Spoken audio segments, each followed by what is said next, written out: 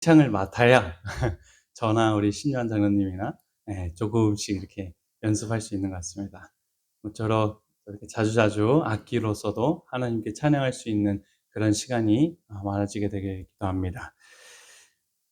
지난주에는 제가 양양교회, 어려서부터 처음 제가 재림교회를 다닌 곳이기도 하고, 어려서부터 신앙을 배우고 또 추억을 많이 가지고 있는 교회가 강원도에 있는 양양교회입니다. 뭐 고등학교 이후로 계속 기숙사 생활하거나 자취했기 때문에 이 양양교회에 갈 일이 크게 없었어요. 그리고 또 특별히 할머니께서 돌아가신 후에는 더더구나 이제 어떤 갈 이유가 없었는데, 이제 교회 다니는 이 부모님들이죠. 우리 양양교회 부모님들이 이제 자녀들이 다 신앙을 하고 있지 않는 그런 이제 30대를 보내고 있어서 늘 그게 기도 제목이고 눈물을 흘리며 정말 이 자녀들을 위해서 기도하고 있는데, 그 마음이 참 안타깝고, 저도 이제 함께 기도하면서 그래서 한 날을 이렇게 좀 이렇게 계획을 해 주셔서 저를 또 이렇게 주말 부흥회로 초청을 좀 해 주셨습니다. 그래서 이번 기회에 우리 부모님들뿐만 아니라 우리 자녀들을 다 모을 수 있는 대로 다 모아 보자 해 가지고 양양교회에서 모이게 되었고요. 참 부모님들에게 또 위로가 되고, 또 청년들에게는 또 하늘을 바라보게 한 그런 귀한 시간이었던 것 같습니다. 30여 년 전에 이렇게 지었는데 참 크게 잘 지었던 것 같아요. 여기도 군 소재지에 있는 읍에 있는 교회입니다. 참 잘 지었죠. 예. 이게 이제 이쪽 마당으로 오면 이제 삼육문화원도 옛날에 이제 했을 때 이제 지었고, 지금은 그 선교사가 있는데 여기 문화원을 하지 않고 이제 학교에, 그 초등학교에 가서 원어민 교사로서 이제 봉사하고 계시더라고요. 그런 방법도 있나 봐요. 그래서 그렇게 지금 봉사하고 이제 교회에 뭐 몇 아이들 안식일에 이렇게 와서 가르치고 있는 정도의 그런 곳이었습니다. 안에 예배당은 요렇게 생겼어요. 네. 고가 높이 이렇게 해 가지고 아주 그냥 시원한, 어렸을 땐 잘 몰랐는데 '참 우리 교회 너무 이쁘다.' 그런 생각도 이렇게 들게 되었습니다. 안식일 대예배 모습이고요. 청년들과 또 이제 손님의 날이라고 아예 날을 잡아서, 저는 이제 청년들만 이렇게 초청하고 했는 줄 알았는데 이제 다른 손님들도 다 초청했더라고요. 그렇게 모인 게 이 정도예요. 사실 이분들 이제 빠지고 아마 오늘 예배드리는 분들은 한 20-30명 뭐 이렇게 될 거라 좀 생각이 듭니다. 인제 정말 이 자리가 꽉꽉 찼지만 이제 양양교회도 고령화가 돼 가지고 이제 장로님들, 이제 집사님들만 자리하고 있죠. 네. 오랜만에 교회 갔더니 너무 설레고 기쁘고 좋았던 것 같습니다. 물론 오고 가는 길 연휴가 껴있어 가지고 갈 때만 해도 한 6 시간을 운전해 갔거든요. 야, 너무 오랜만에 그렇게 오래 운전하니까 힘들더라고요. 그래도 이제 오랜만에 가는 우리 고향 교회이기 때문에 기쁜 마음으로 갔다가 올 수 있었습니다. 청년들도 안식일 학교 순서도 쓰고 특별 찬양도 하고, 이 부모님들이 얼마나 좋아했을까 생각해 보면 참 그렇습니다. 손님들하고 또 청년들하고 함께 그날 찍은 사진입니다. 이렇게 찍었고, 특별히 청년들하고도 찍었는데 다 청년들이 함께 신앙했던, 우리 양양교회에서 신앙했던 청년들이고 학생들이었고, 결혼해서 또 애도 낳은 가정도 있고 아직 없는 가정도 있고 뭐 이렇게 섞여 있습니다. 모쪼록 뭐 양양교회만이 아니라 우리 교회도 그렇고 또 여느 우리 재림교회, 기독교의 모든 그런 부모님들, 신앙하는 부모님들의 가장 큰 기도 제목이자 바람이 아닐까 생각이 들어요. 우리 자녀들을 위해서 늘 기도하고 계실 때 하나님이 듣고 계시고, 우리 저번 예전의 말씀처럼 하나님이 그 부르짖는 우리 부모님들의 기도를 들어주셔서 크고 은밀한 일을 반드시 이루어 주실 것을 믿으셔야 합니다. 그래서 이 청년들도 언젠가, 저는 그런 확신이 생겼어요. 말씀을 이제 선포하고 청년들하고 이야기하니까 걱정한 것보다 다 그 마음 가운데 어려서 배웠던 신앙들이 다 있었고, 어떤 교회를 거절하기보다 지금 상황이 이러니까 나중에는 꼭 교회 가고 싶은 마음들이 있더라고요. 우리 자녀들 가운데, 마음 가운데도 그럴 거예요, 분명히. 우리 자녀들의 마음 가운데 있는 예수님이 언젠가는 자녀들로 교회의 또 일꾼으로 하나님의 종으로 이렇게 헌신봉사하며 복음을 전하는 그런 일꾼들이 되길 저도 함께 기도하도록 하겠습니다. 오늘은 하나님은 나를 살피시는 분이십니다라는 제목으로 좀 말씀을 준비했습니다. 우리 하나님의 이름에 대해서 제가 좀 관심을 갖고 성경을 연구해 보고 있는데요. 하나님의 이름을 연구하니까 너무도 참 좋더라고요. 그 이름 속에 나타난 하나님이 누구신지를 깊이 알 수 있었기 때문입니다. 그래서 몇 차례에 걸쳐서 하나님의 이름에 대해서 저도 연구하고 싶고 또 그 연구한 것들을 함께 좀 나눠 보고자 합니다. 그 첫 시간으로 하나님의 이름 엘로이라고 하는 하나님의 이름에 대해서 살펴보겠습니다. 시편 20편에 보면 우리 모든 인생들은 딱 이 두 가지 방식으로 산다고 이야기합니다. 첫 번째는 어떤 방식일까요? 뭘 의지하는? 병거와 우리 말. 그 당시에 이제 전쟁이죠. 전쟁의 병거와 말을 의지하는 인생이고, 다른 한 인생은 누구입니까? 여호와 우리 하나님의 이름을 자랑하는 인생입니다. 여러분, 여기서 말하는 병거와 말은 무엇을 뜻하죠? 세상적인 거예요. 돈과 내 어떤 직장, 직업과 또 명예와 또 심지어 우리의 재산들, 이런 것들을 의지하는 인생이 있고, 또 다른 인생은 이런 하나님의 이름을 자랑하며 사는 인생이 있다라고 이야기합니다. 하나님의 이름을 자랑한다는 것은 기억하고 상기하고 하나님을 신뢰하며 사는 인생이죠. 여러분들은 어떤 인생인 것 같으십니까? 병거와 말을 의지하는 인생이십니까? 아니면 하나님의 이름을 기억하고 그 이름을 자랑하며 사는 인생이신가요? 한번 돌아보면 좋겠다 생각이 됩니다. 성경엔 하나님의 이름이 다양하게 나오죠. 그죠? 하나님. 생각나는 게 있으신가요? 여호와. 여호와 하나님. 또 임마누엘 하나님. 좋습니다. 야훼. 좋습니다. 또 아도나이. 맞습니다. 네. 이제 하나님의 이름이라기보다 이제 그죠? 또 하나님의 이름이 있어요. 더 없나요? 엘로힘. 네, 좋습니다. 엘로힘도 중요하죠. 가장 먼저 쓰인 게 엘로힘이에요. 엄청 많아요. 야훼, 여호와, 엘로힘, 엘샤다이, 아도나이, 임마누엘, 엘리온, 엘로이, 엘올람, 여호와 이레, 여호와 니시, 여호와 샬롬. 다 들어보니까 이제 알겠죠? 여호와 라파, 여호와 사바트, 여호와 라, 여호와 치드케누, 로이, 이렇게 쭉 있습니다. 굉장히 많은 이름을 가지고 계세요. 이 이름들에 대해서 다는 못 살펴보더라도 대표적인 이름들을 좀 하나하나 살펴보고자 하는 것입니다. 이 이름의 뜻들도 좀 아시나요? 아는 것들은 알고 모르는 것들은 또 잘 모를 수가 있습니다. 하나님의 이름이 이렇게 많은 이유가 뭘까요? 그냥 하나님 하면 되죠. 하나님의 이름이 이렇게 많아요. 왜 이렇게 많아요? 그죠? 우리 현재학 집사님의 이름이 만약에 수십 개가 된다면 그 의미가 뭘까요? 하나가 아니라. 그 이유는 바로 이것입니다. 하나님의 이름에는 무엇이 드러나 있기 때문일까요?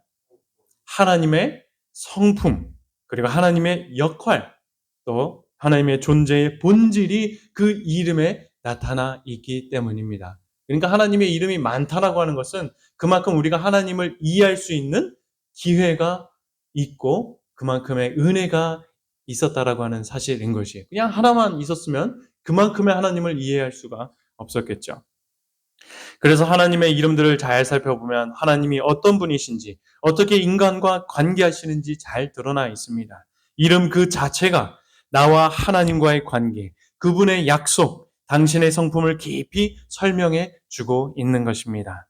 그러니 우리들은 말과 병거에 의존하는 삶이 아니라 하나님의 이름을 의지하며 사는 인생이 되기 위해서는 하나님의 이름 속에 담긴 하나님의 은혜와 사랑을 우리가 먼저 깊이 깨달아야 알아야 하는 것입니다. 왜냐하면 그 안에 우리를 향한 기대와 바람이 담겨져 있기 때문입니다. 오늘 살펴볼 하나님의 이름은 뭐라고요? 엘 로이. 대부분 엘 들어가면 히브리 말로 뭐예요? 하나님이죠. 로이는 뭘까요? 뭐 엘은 그래서 뭐 베델, 그죠? 하나님의 집이라고 하잖아요. 베델은 이제 집이에요. 네. 브니엘, 브니는 얼굴이잖아요. 하나님의 얼굴. 엘리에셀, 브엘세바, 이스라엘, 다니엘, 가브리엘, 이스마엘, 미가엘. 다 그 엘의 의미는 하나님이 담겨 있는 말이죠. 그럼 로이는 무엇인가? 로이는 바라보다라고 하는 거예요. 그러니까 엘 로이는 뭐예요? 하나님을 바라보다도 좋지만 반대로 어떤 하나님이라는 거예요? 나를 살피시고 바라보시는 하나님의 이름이 엘 로이라고 하는 사실입니다. 오늘 하나님의 이름 하나 알게 되었죠? 꼭 기억하시기 바랍니다. 나를 뭐 하시는? 살피시는 하나님, 엘 로이 하나님이 계심을 오늘 이 시간 함께 기억하고 경험하게 되었으면 좋겠습니다. 창세기 16장에는 인생의 곤고함 속에서 처절히 절규하는 한 여인의 이야기가 나옵니다. 바로 하갈입니다. 다 아시죠, 하갈? 아브라함은 75세 때 하나님으로부터 약속의 후사를 약속받았습니다. 그죠? 하지만 아들을 아직 얻지 못할 때였습니다. 기다리다가 지쳤는지 하나님의 약속을 끝까지 인내하며 믿지 못하고 당시의 풍습을 따라 어떻게 합니까? 인간적인 방법을 사용하게 되죠. 그 방법이 뭐예요? 하갈, 사레의 여종, 몸종인, 그죠? 하갈을 아브라함에게 주어서 아들을 낳게 하는 거예요. 이렇게라도 아들을 낳아야겠다. 이런 생각을 하게 된 것입니다. 출애굽기 16장에 보면 사레가 아브라함에게 말합니다. 여호와께서 내 출산을 허락하지 아니하셨으니 원하건대 내 여종에게 들어가라. 내가 혹 그로 말미암아 자녀를 얻을까 하노라 하매 아브라함이 사레의 말을 들으니라. 이 아브라함이라는 남편은 아내의 말을 참 잘 들었던 것 같아요. 내가 어떻게 당신을 두고 뭐 이런 거 한 번도 없이 그냥 가라니까 갔어요. 한 번쯤은 거절할 만도 한데 곧장 갔죠. 이 아브라함이나 또 사레나 당시 아들이 없었으니까 어떤 마음이 있었다고 이야기합니까? 진짜 이 하갈을 통해서 낳은 자식이 하나님의 준비된 그 약속된 아들일 것이라 그렇게 생각하고 믿었다 이야기했습니다. 실상은 그게 믿음이 아닌 것이죠. 창세기예요. 제가 잘못 썼네요. 본문 창세기인데 잘못 썼습니다. 창세기 16장에 있는 말씀입니다. 출애굽기는 벌써 모세가 등장하죠. 벌써 그런 때입니다. 그렇게 아들을 출산하기 위해 사레의 여종에게 그 사레의 여종 중에 하나를 이제 준비했는데 그 인물이 하갈입니다. 하지만 이때부터 하갈의 인생은 비극적인 이야기가 펼쳐지게 되죠. 성경의 기록을 보면 하갈은 어느 나라 사람이었습니까? 애굽 사람이었습니다. 그런데 어떻게 아브라함의 종이 되었죠? 아브라함은 이제 뭐 저 하란에서 왔고 이제 가나안에 갈 어떤 가족들 아니었습니까? 근데 어떻게 애굽의 사람이 아브라함의 종이 됐죠? 그 이유가 바로가 그로 말미암아 아브라함, 이것도 창세기입니다. 창세기 출애굽기 더 익숙한지 출애굽기라고 제가 다 쓴 것 같은데 창세기예요. 아브라함을 후대해서 언제 한번 이 바로가 애굽 왕이 아브라함의 양과 소와 노비와 암수 나귀와 낙타를 막 이렇게 얻은 데가 있었어요. 그때 이제 뭐 잘 보이려고 했던 거죠. 그러니까 자기 이제 아내인 거 사례를 감추고 갔을 때 이제 일어났던 일입니다. 그때 노비를 받았다고 했는데 아마 이때 하갈도 아브라함의 재산으로서 노예가 되어서 아브라함의 가족이 되었을 것이다. 저는 추측해 보게 됩니다. 당시 노예가 그랬듯 하갈의 인생은 전적으로 수동태였습니다. 그냥 하라는 대로 해야 하는 인생이었죠. 아브라함의 아들을 위하여 잠자리를 해야 했던 것도 하갈의 선택권이 있었습니까? 없었어요. 그냥 여종이 하라고 하니까, 들어가라고 하니까.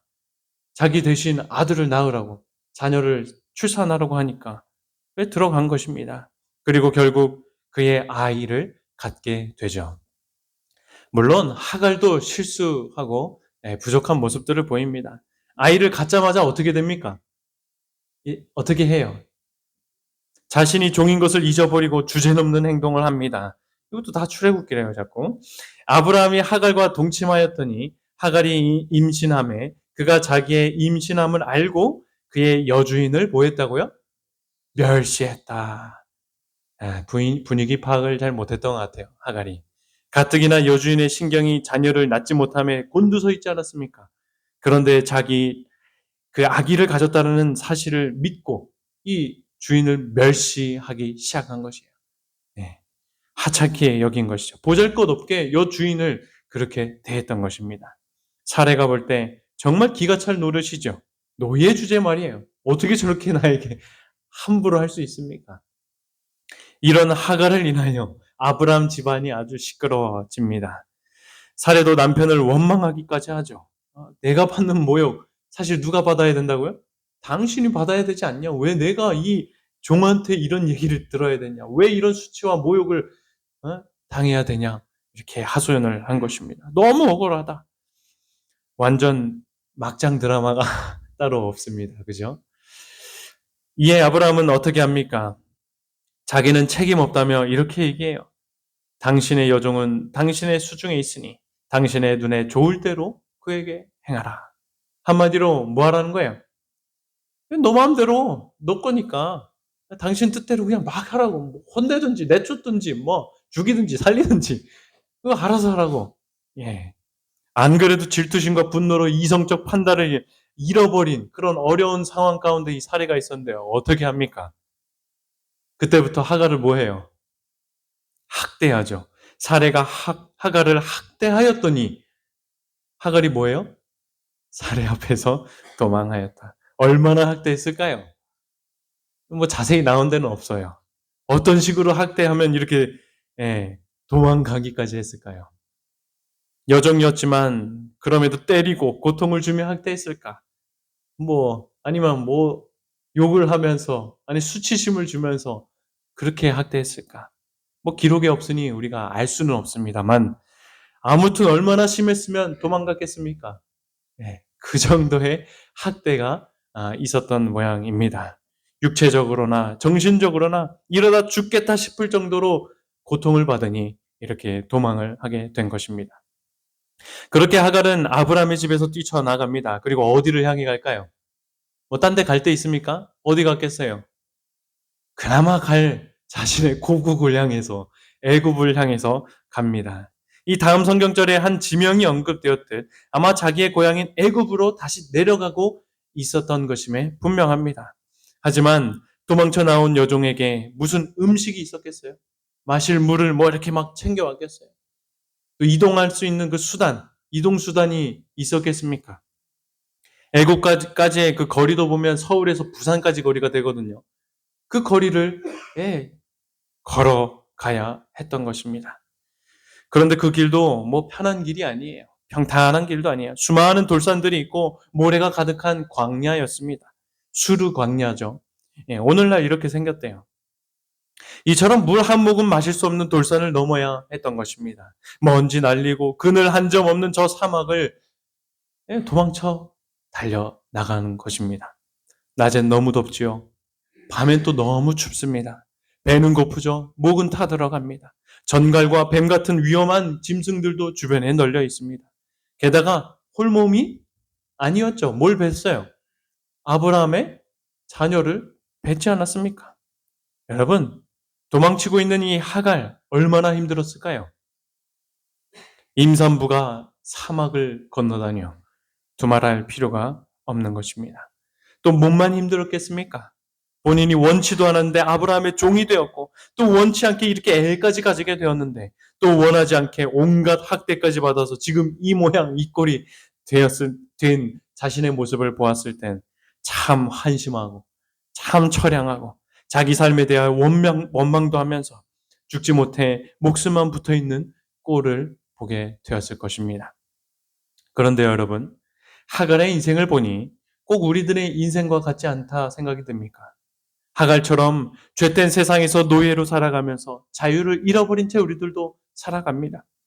누군가를 위해 죽어라 일을 하며 살아가요. 일해야 돈도 벌고 살아가니 이 일에서 벗어날 수도 없어요.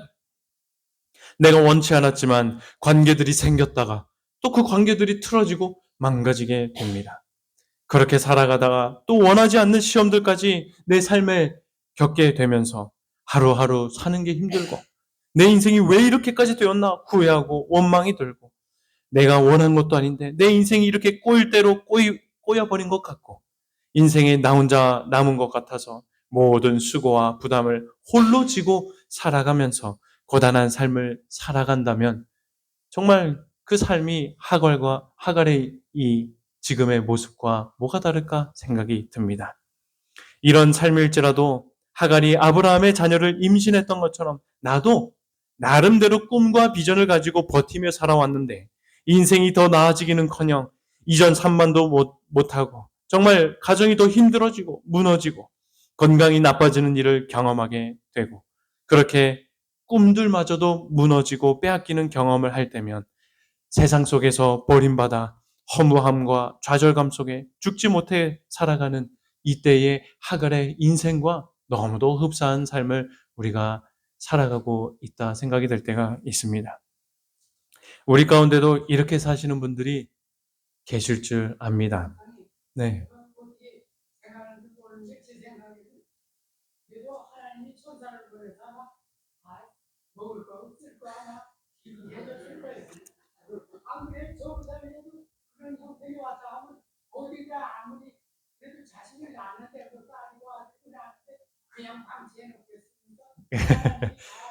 맞아요. 예. 우리 지금 장로님이 급하셔요. 우리 엘로이 하나님을 이제 설명할 거거든요. 살피지만. 그래요. 미리 당겨서 지금 미리 보기 했습니다. 맞아요. 예. 우리 가운데 이렇게 하갈처럼 참 그런 고민과 어려움으로 사시는 분들이 분명히 있습니다. 예. 참 축복된 인생을 살면 얼마나 좋은가. 그런데 나의 삶은 여전히 사막 한가운데 있는 이 하갈처럼 참 외롭고 고단할 때가 있는 것입니다. 하지만 사랑하는 성도 여러분, 그런 삶 가운데 여러분이 살아가고 있을지라도요, 결코 하나님의 이름을 잊지 않게 되시길 간절히 소망합니다. 특별히 나의 형편을 살펴보고 계시고 나의 인생을 바라보고 계시는 엘로이 하나님의 이름을 잊지 않게 되시길 바랍니다. 이런 엘로이 하나님은 또한 우리 인생을 바라보실 뿐만 아니라 우리에게 먼저 다가오시는 분이세요. 우리에게 용기와 힘을 주시고 문제들을 해결해 주시고 우리를 돌보시기 위해 다가오신다는 것이에요. 하나님은 하갈의 인생을 살펴보고 계셨어요. 그리고 그녀를 위로하고 일으켜 세우시려고 먼저 다가오십니다.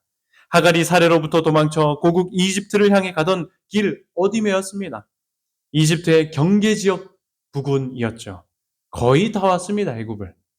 하갈은 이때 한 오아시스를 발견합니다. 안 그래도 목마르고 탈진했는데 필사적으로 그 샘물을 향해 달려갑니다. 그때였죠. 아무도 없다 생각했을 때 기진맥진한 하갈에게 한 존재가 다가와 말을 건넵니다. 누가 와요? 여호와의 사자. 여호와의 사자가 광야의 샘물 곁 곧 술길 샘 곁에서 하갈을 만나 이르되 사레의 여종 하갈아 내가 어디서 왔으며 지금 어디로 가느냐? 여러분 여기서 나오는 여호와의 사자가 누굽니까? 예. 이 사자가 그 라이언의 사자가 아니에요. 메신저예요. 메신저. 그런데 이 존재는 다름 아닌 성육신 하시기 전에 하나님의 현현 곧 예수 그리스도이셨습니다. 여호와의 사자는 구약 성경에 정말 많이 등장해요. 참 많이 나타나고 종종 사람들 앞에 사람의 모습으로 천사의 모습으로 나타납니다. 하갈에게 나타난 여호와의 사자, 아브라함을 불렀던 그 여호와의 사자, 떨기나무 불꽃 안에서 모세를 부르셨던 여호와의 사자, 발람의 나귀 앞에 선 여호와의 사자 다 기억나시죠? 기도한 앞에 나타난 여호와의 사자, 삼손의 아버지 마노아를 만났던 여호와의 사자, 엘리야, 학개 여러 선지자들 앞에 나타난 여호와의 사자를 우린 구약 성경에서 너무도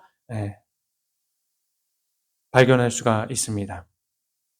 하갈도 이 여호와의 사자를 고백하기를 뭐라고 고백했을까요? 그 문단 본문을 보면 하나님이다라고 했어요. 그래서 오늘의 엘로이 하나님의 이름을 이 하갈이 찬양한 것입니다. 여호와의 사자는 하나님의 현현인 예수 그리스도, 성육신 하시기 전에 예수님의 모습인 것입니다.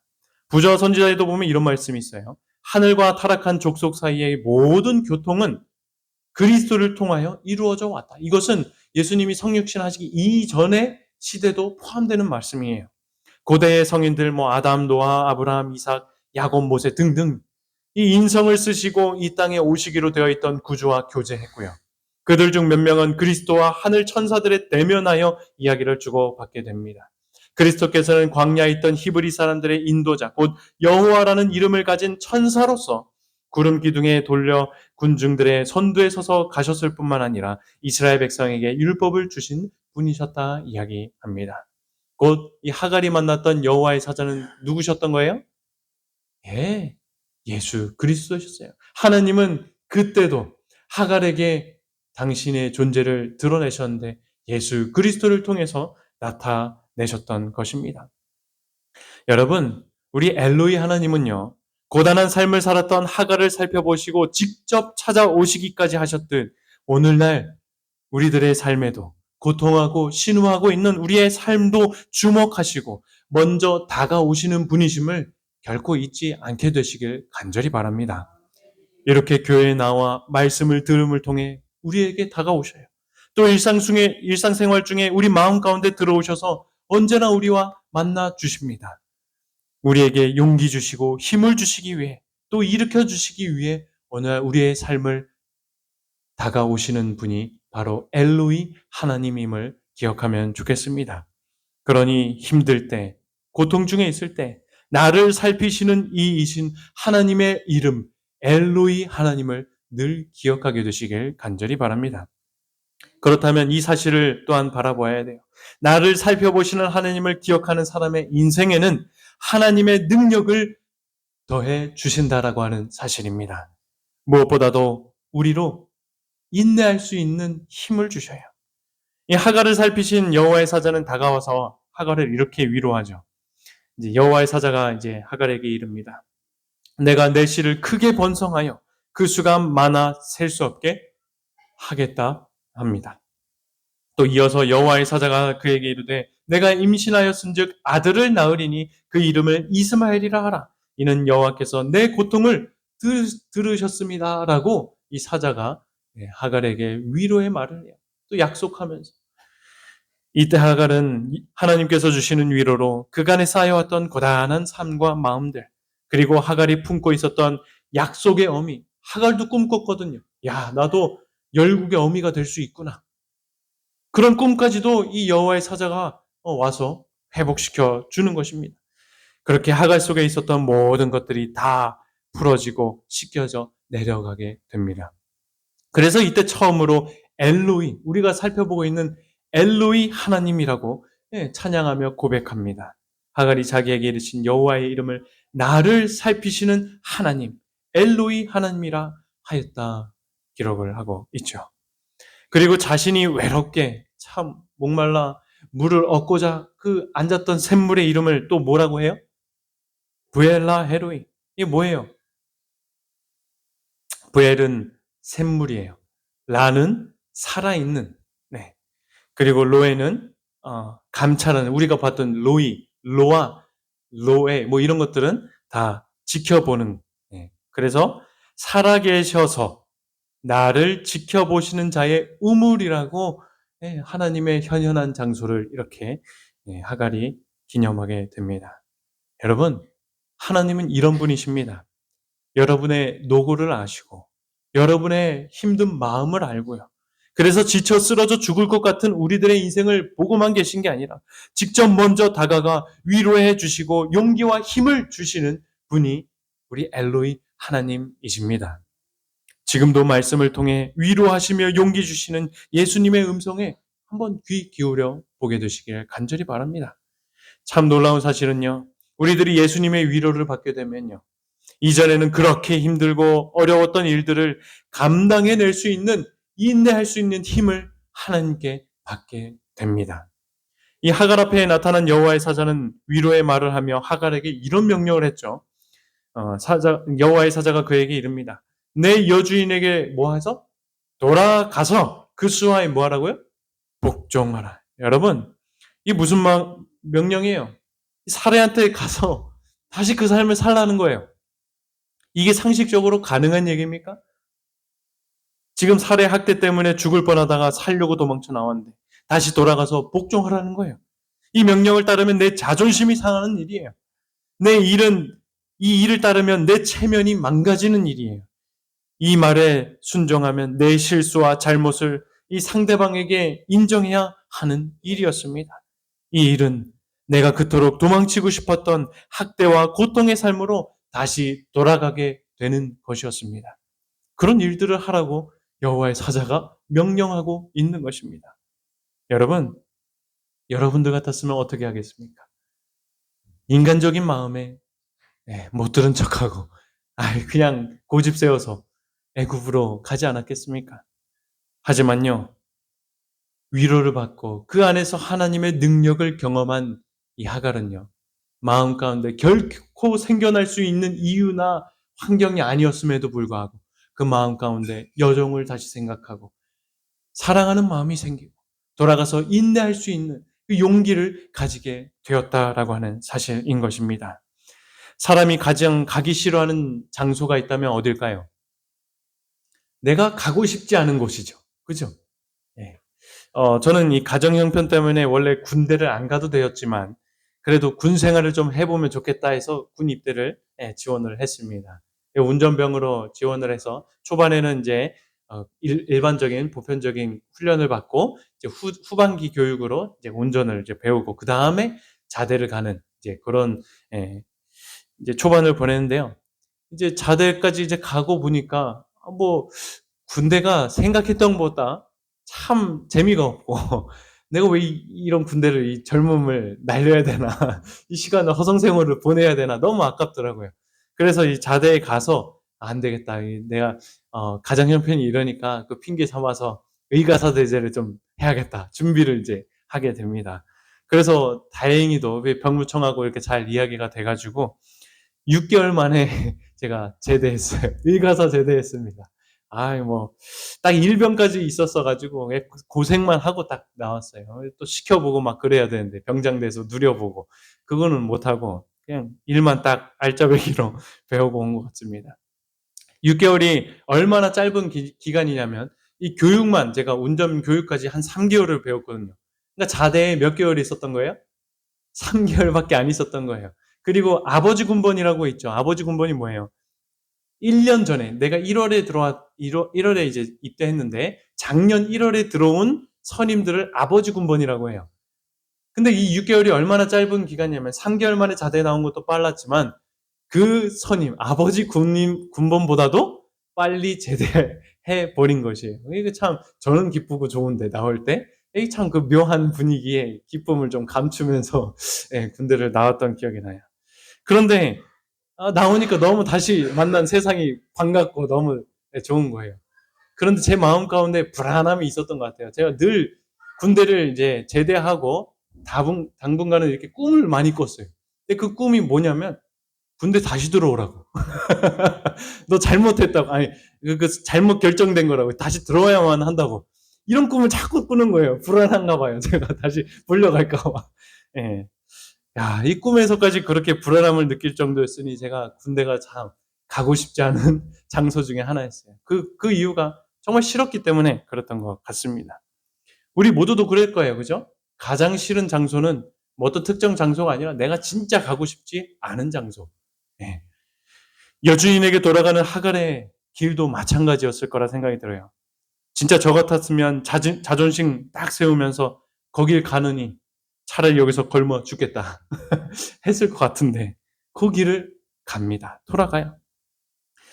돌아가는 길 중간중간에라도 언제고 애굽으로 다시금 발길을 돌리고 싶었을 것 같아요.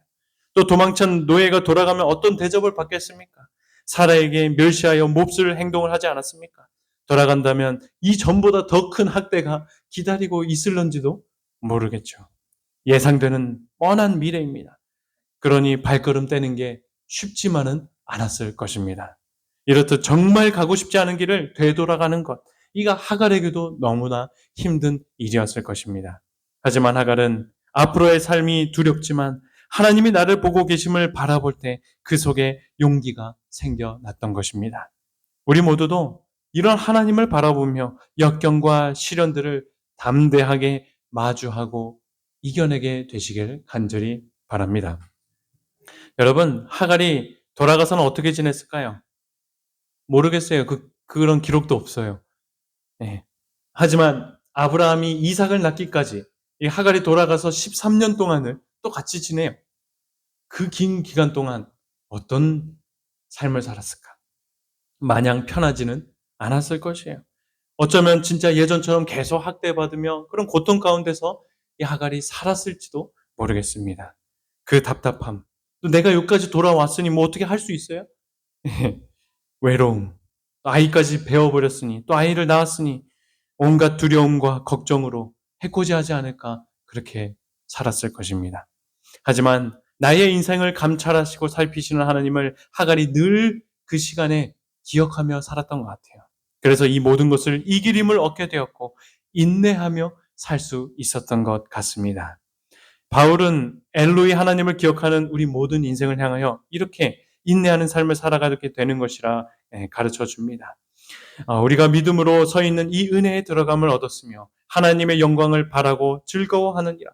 다만 이뿐만 아니라 우리가 뭐 중에도요?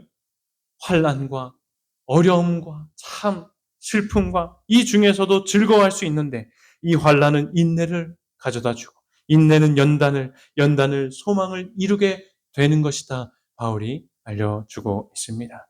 이 사실을 바라보게 되시길 바랍니다. 사랑하는 성도 여러분, 삶을 살아가면서 때때로 만나는 고난과 역경으로 힘이 많이 들 때가 있죠. 무엇을 위해 살고 있나? 내 인생은 왜 이래야만 하는가? 나는 왜 이리 복도 없는 것 같나? 자책하며 후회하고 고통으로 잠 못 이루며 살 때가 있지요. 나의 인생을 지켜보고 살피고 계신 하나님이 계심을 보고 여러분 그 이름을 부르짖게 되시길 간절히 소망합니다. 우리가 믿는 하나님은 결코 저 멀리에 있는 추상적인 존재가 아니셔요. 매우 친절하시고 사랑이 자비가 넘치셔서 구체적으로 내 삶에 관여하시는 분이 바로 엘로이 하나님이십니다. 이런 엘로인 하나님을 기억하여 여러분들의 삶에서 용기와 힘을 얻고 인내로 하나님을 바라보며 살아보게 되시길 간절히 소망합니다. 바라봄의 법칙이라고 들어보셨습니까? 우리 모두는 바라보는 것에 따라 인생은 다른 결과를 가져오죠. 그래서 우리 부모들은 어려서부터 아이들이 어디에서 자라기를 바라요? 좋은 가정, 또 좋은 어떤 교육 환경, 그것들을 보면서 자라야 자연스럽게 그렇게 살 거니까. 하지만 그렇지 않은 것들을 보여주면 아이들이 또 다르게 자라갑니다. 이게 다 바라봄에 따라 결과가 되어진다는 것이에요. 우리 신앙도 마찬가지인 것 같아요. 우리가 무엇을 바라보냐에 따라 우리 인생이 어떻게 느껴지고 경험되어지고 바라봐지고 결과가 바뀌어지는 것입니다. 이 몇 해 전에 이제 돌아가시긴 했지만 하나님을 바라보며 사는 것이 얼마나 중요하고 복된지 삶을 통해 증거했던 분이 계세요. 이제 개신교 분인데 주대준 장로님이십니다. 뭐 짧게 다 지나서 이분이 어려서 부모님을 다 잃어버려요. 그리고 참 어렵게 학교 생활을 하고 있다가 우연찮게 청와대 앞에 담장을 지나갑니다. 그리고 꿈을 꿔요. 나도 저 청와대 안에 가서 일하고 싶다. 그렇게 작은 꿈을 꾸다가 나중에 이제 뭐 정부의 도움을 받아서 대학도 가고 또 박사학위도 받고 이렇게 하다가 이 청와대에서 어떤 이제 센터가 생겼는데 거기에 사람을 한 명 모집한다고 하는 소식을 이제 공부하는 중에 알게 됩니다. 그래서 잽싸게 그것을 지원하게 되고 합격을 하게 돼요. 이분이 이제 생각하기로는 그냥 일을 하려고 이제 합격이 된 게 아니라 하나님이 이곳에 정말 보내시고 하나님이 알려주셨고 여기에 최종 합격해서 선교하라고 보내주신 거라고 이제 확신을 해서 거기 들어가서 일도 열심히 하지만 이제 뭐 안에 이제 어떤 기독교 단체를 또 형성합니다. 예. 그렇게 해서 대표로서도 봉사하면서 그렇게 늘 하나님을 바라보면서 청와대 이제 삶을 살아요. 예, 5명의 이 대통령을 위해서 봉사했다고 해요. 그만큼 많은 것들이 인정되었지만 사실 그 안에서 참 어려움도 많았다고 해요. 괜히 이제 대통령이 바뀔 때는 어떤 사람들이 신앙한다, 또 이상한 모임으로 막 그렇게 한다, 그걸 빌미로 잡아서 막 못하게 하고 또 어떤 은퇴하게 하고 사퇴를 하게 만들고 그 안에서 얼마나 참 사람들 때문에 힘들었나 모른다고 이야기합니다. 하지만 그럴 때에라도 예전에나 그때에나 늘 하나님을 바라보며 살았다고 해요. 그래서 그런 걱정들을 다 이기게 하시고 어려움들을 승리케 하셔서 결국엔 그렇게 5명의 대통령을 보낸 동안에 계속하여 봉사할 수 있었다 이야기합니다. 이분이 이렇게 고백을 해요. 고학을 하며 정상적으로 학교 공부도 못하고 어렵게 커왔지만 오직 하나님 한 분을 바라보고 그분께서 함께 하실 때 능치 못할 일이 없었습니다. 제가 바라본 하나님은 사막에서도 길을 내시는 하나님이셨습니다. 제 삶의 원동력은 바라봄의 법칙입니다. 바라봄의 법칙은 믿음의 법칙입니다. 인간의 경험과 지식과 생각으로 판단하지 마십시오. 내가 생각할 땐 캄캄해도 저는 언제나 하나님을 바라보며 살아갑니다. 그러면 하나님은 늘 기적을 이루셨습니다. 이 장로님의 고백처럼 여러분들이 어떤 일을 지금 경험하고 있을 때라도 하나님을 바라보게 되시길 간절히 소망합니다. 뭐 제 인생 다 아시잖아요. 참 바라보며 살았기 때문에 여기까지 왔으리라 생각이 들어요. 어찌됐든 교회 안에 있었고 어찌어찌 삼육학교 다니면서 예수님을 바라보며 살았기 때문에 그 우울했던 이 유년 시절, 학창 시절 지나서 하나님께서 인도해 오셨음을 저는 확신합니다. 그렇게 또 다른 청년들에게 하나님을 소개할 수 있는 모습을 보할 때 얼마나 하나님의 은혜에 감사했는지 모릅니다. 사랑하는 성도 여러분, 지금 어떤 괴롭고 어려운 일을 겪고 있을지라도 하나님을 바라보세요. 뱀에 물려 죽을 수밖에 없었던 이스라엘 백성들이 장대 위에 뱀을 보았을 때, 이거 뭐 과학적인 것도 아니고 상식적인 것도 아니었음에도 불구하고 그걸 보면 치유의 능력이 그들 안에 발현되었던 것처럼 죄에 억눌려 고통하는 우리들도 십자가의 예수님을 바라보며 살 때야말로 우리 안에 인내하는 마음이 창조되며 인생을 회복시키는 능력이 나타나며 문제의 상황들을 역전시켜 주시는 하나님의 섭리를 경험하게 되는 것입니다. 이게 복음의 능력 아닙니까? 오늘 시간이 굉장히 짧게만 느껴지는데 빠르게 넘어가겠습니다. 나를 살펴보시는 하나님의 이름을 기억하는 사람의 인생은 또한 소망을, 우리의 소원을 이루어 주십니다. 하갈에게 야망이 있었댔죠. 이 이삭이 얻기까지 이스마엘을 낳고 이 이스마엘을 통해서 하나님이 약속하신 창대하게 되는, 정말 번성하게 되는, 정말 믿음의 후손이 되게 하는 그 야망이 있었어. 소원이 있고 소망이 있었습니다. 그런데 놀라운 사실은 엘로의 하나님은 하나님을 바라보았던 이 하갈에게는 여호와의 사자가 정말로 그 소망을 성취해 주는 일을 경험하도록 하게 합니다. 그 이름을 직접 이스마엘이라고 주었죠. 그죠? 여호와의 사자가. 그 이름의 뜻이 뭐였습니까? 여호와께서 이 하갈의 고통을, 너의 고통을 들으셨다 하면서 이스마엘이라고 지으라고 직접 하나님이, 예수 그리스도가 이렇게 말씀하신 것입니다. 그 말은 하갈의 눈물을 아시는 하나님께서 그 마음속에 있는 소망이자 소원이었던 아들까지도 선물로 주시는 것임을 평생 살아가면서 그 이름을 부를 때마다 상기하도록 그 이름을 지어 주셨던 것입니다. 또한 이렇게 얘기를 해요. 내가 내 씨를, 너의 씨를 크게 번성하여 그 수가 많아 셀 수 없게 하겠다 이야기를 합니다. 그런 꿈을 회복시켜 주신 분이 또한 하나님이세요. 이 하갈은 몇 번이고 이렇게 쫓아나게 되는 인생을 경험하죠. 돌아와서 다시 쫓겨나요. 왜 그렇습니까? 이삭이 나고 나서는 이 시기가 되는 거예요. 이스마엘하고 함께. 우리가 그 주인공이 돼야 되는데, 저 이삭 때문에 다 망쳤다고. 그렇게 시기하고 놀려대니까 다시 쫓겨납니다. 아브라함이 쫓아내요. 눈물로 쫓아냅니다. 하지만 그 광야에서도 하나님은 이 하갈을 찾아와요. 그리고 다시 한번 그의 소원과 소망을 확신시켜 줍니다. 아이를 일으켜 내 손으로 붙들라. 내가 그를 인하여 큰 민족을 이루게 할 거라. 끝까지 하나님은 하갈을 위로하시고 꿈과 소망을 세워주셨다라고 하는 사실입니다. 정말로 그렇게 돼요. 이스마엘의 후손들 보십시오. 이 창세기 25장에 보면 12 지도자들로 지도자들이 되어서 삽니다. 이런 지역에서 아라비아 상부층의 애굽 가는 길목에 자리 잡고 삽니다. 이게 전부가 아니죠. 사실 이스마엘로 시작된 종교가 있어요. 뭐예요? 이슬람. 뭐 왜 이슬람까지 이렇게 만드는지 하나님의 오묘하고 그 계획은 모르지만 아무튼 이슬람을 믿는 인구가 20억 명이나 돼요.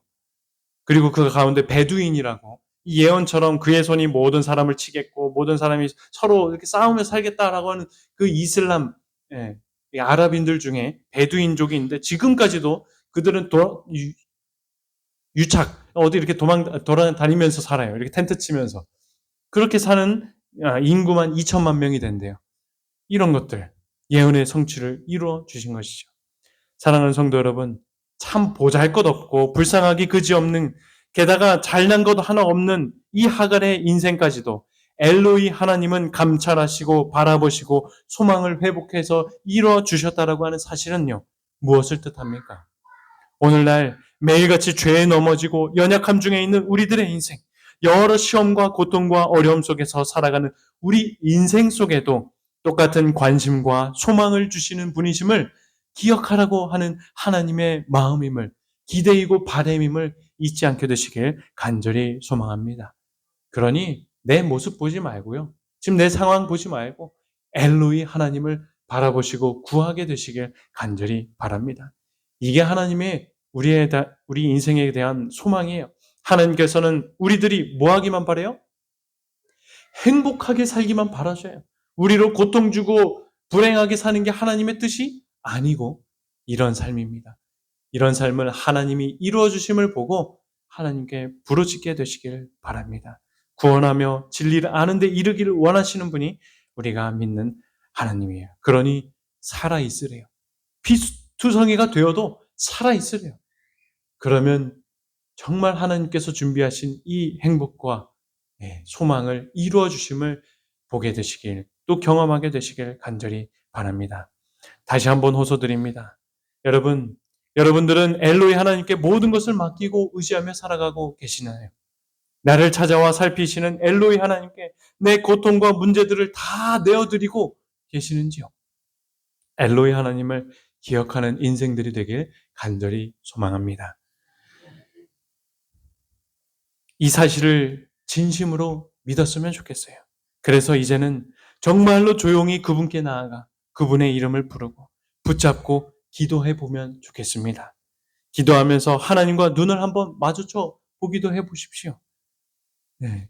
그렇게 될 때 우리의 삶 가운데 하나님의 인도하시고 또 임하시는 능력을 경험하며 살게 될 줄 저는 믿습니다. 그렇게 사실 것이죠? 인내를 주시며 소망을 회복해 주시는 하나님을 인하여 다시금 우리 모두가 일어나게 되는 역사가 일어나게 될 줄 믿고 바라며 말씀을 마치겠습니다.